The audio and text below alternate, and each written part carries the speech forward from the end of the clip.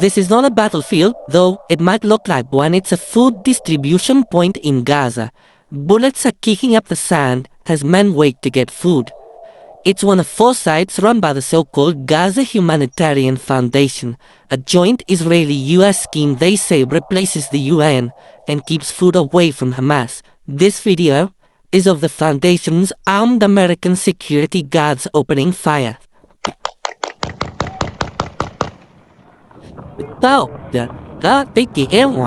It was filmed by a US soldier who signed up for the operation in Gaza after he retired and left, he says, when he saw American colleagues and the IDF killing civilians.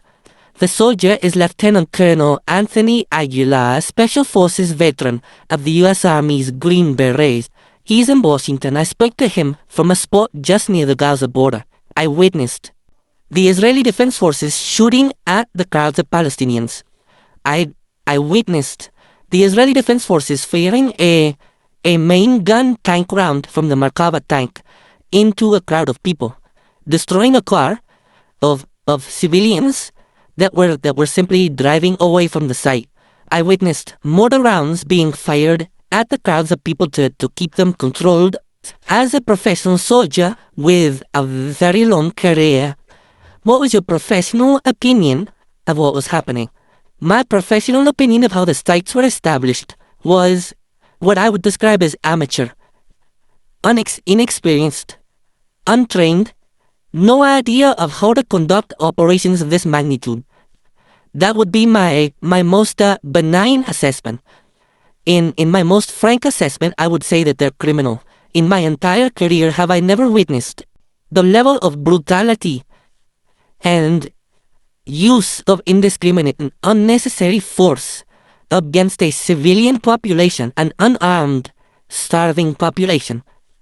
I've never witnessed that in all of the places I've been deployed to war until I was in Gaza at the hands of the IDF and US contractors. Based on the knowledge you have, do you think that you were witness then to war crimes? I think you're saying that very emphatically. Without question, I witnessed war crimes. I witnessed war crimes being by the Israeli Defense Forces, without a doubt, using artillery rounds, mortar rounds, firing tank rounds into unarmed civilians. It's a war crime. People can resist hunger for a long time, but in the end their strength ebbs away and deaths can rise exponentially, and that is what seems to be happening now in Gaza. Israel insists its forces have not targeted civilians. Now we have eyewitness testimony to add to the considerable evidence that they've done so as a matter of routine.